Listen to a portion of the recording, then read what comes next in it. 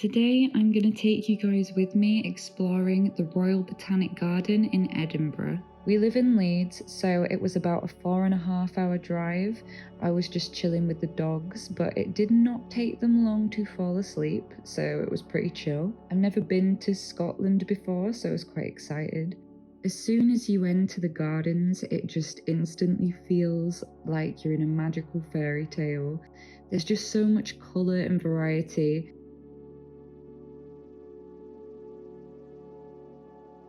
I was interested to see which fern species were sporing and what level of maturity the spores were at. Even the way in which they connect the gardens with all these beautiful bridges and walkways, every inch of it has been thought out so carefully.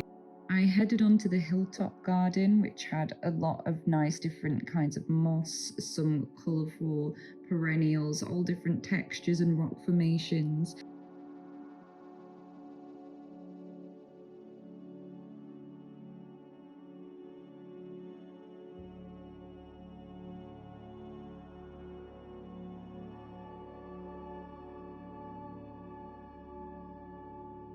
On my way up the hillside, I found a polypodium, which is my favourite kind of fern, and I checked on those spores. Of course, they were not mature yet.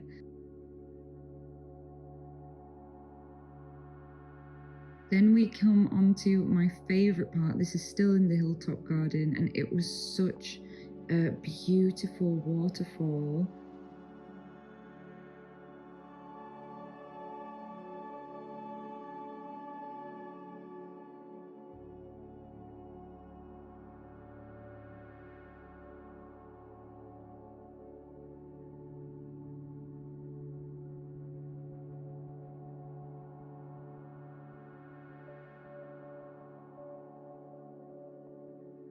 The garden is currently working on a rhododendron conservation project, so there are so many different species of rhododendron, all in different stages of spore maturity, and of course some majestic redwoods. More ferns. I had not seen this one before, and I couldn't find the plaque.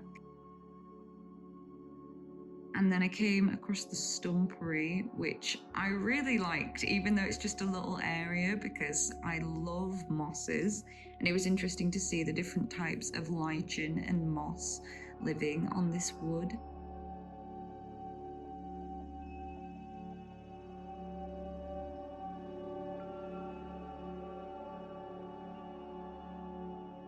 The Chinese garden was another favourite area for me because there was a lot of colour, a lot of ornamental plants. This tree in particular I just found so beautiful. I love the ombre effect that new growth brings.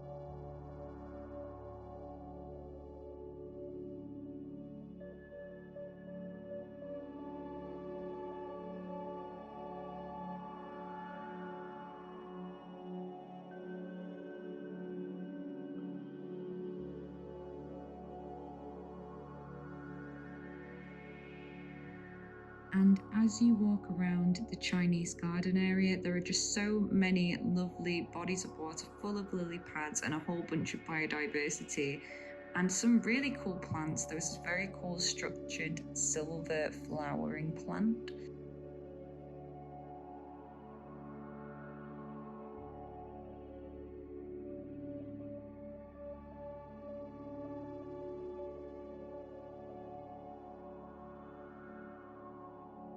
Then I went to Inverleith House, which had a beautiful installation outside with this pond and again, lovely lily pads.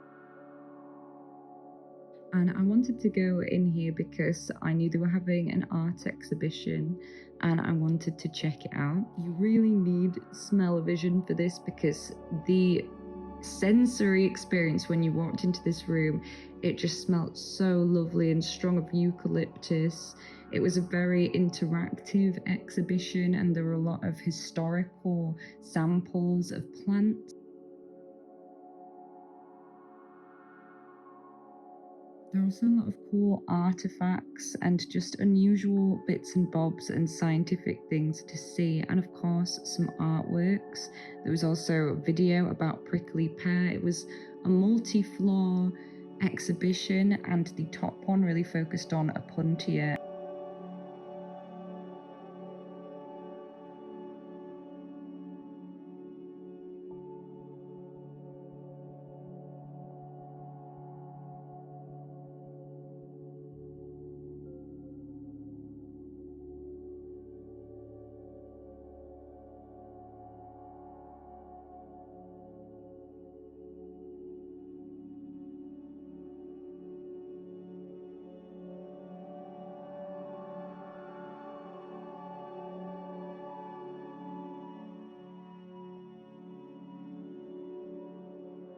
When I was on my way to the next area, I thought it was so funny that this fern had completely died back, but of course, they're so resilient, this new leaf was popping through. I knew this before arriving that the glass houses were currently shut for refurbishment, they're changing the glass or something, so I headed on to the herbaceous border.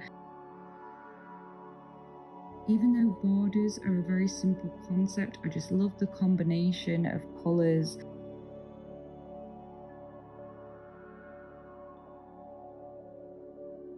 There were so many cool textures here.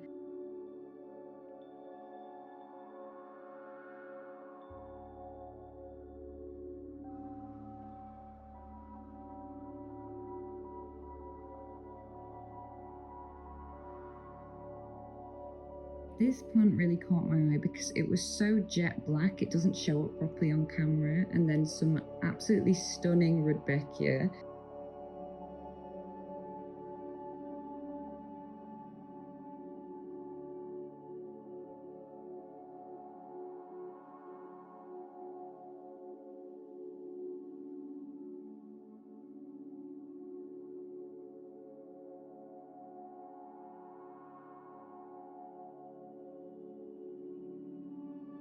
I ended up veering off course for a moment to take a proper look at these hosta blooms because I don't often see them in bloom.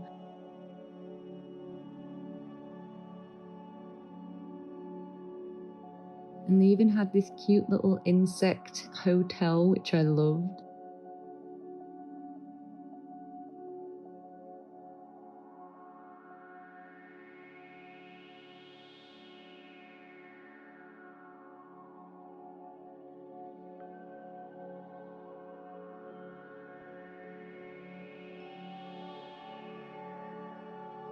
Then I headed over to the botanical cottage, which is more of a practical example of ways that we can grow flowers and crops in the UK.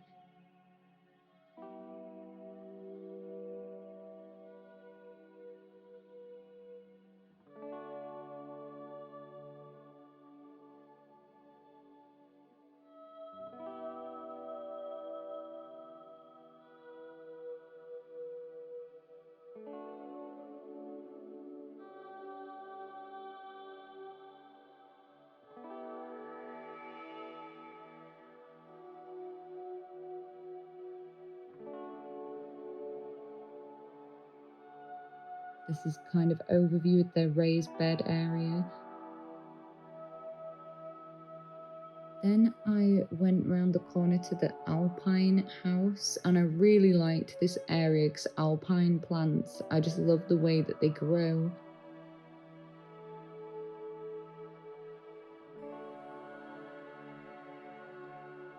It's the one area outside of the glass houses where you really feel like you're not in the UK anymore, and it was just kind of cool feeling, especially because it was a very hot day.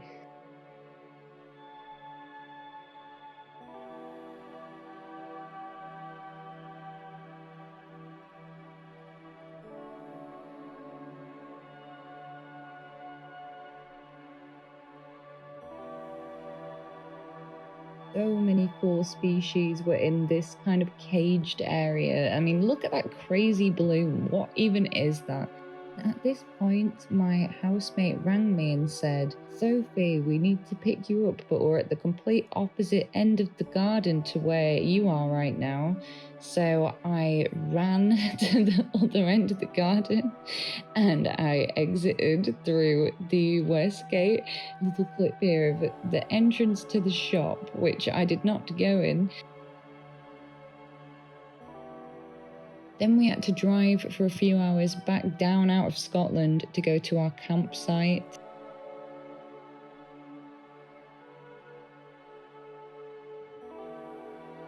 We ended up getting a really good pitch. The doggies are just getting settled. That was a nice little view. We had a really relaxing evening and then decided to go down the trail just to check out the ocean before bed. And in the morning, we passed some lovely lavender fields before we went fossil hunting.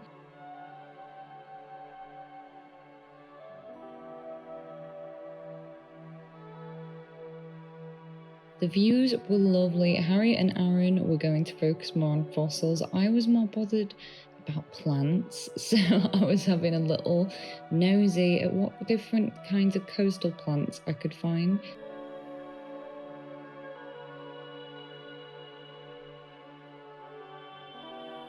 I was on a bit of a seaweed and algae hunt to see what kind of species were around, and it was so covered in my favourite type of species, which is bladder wrack, because it has these air bubbles.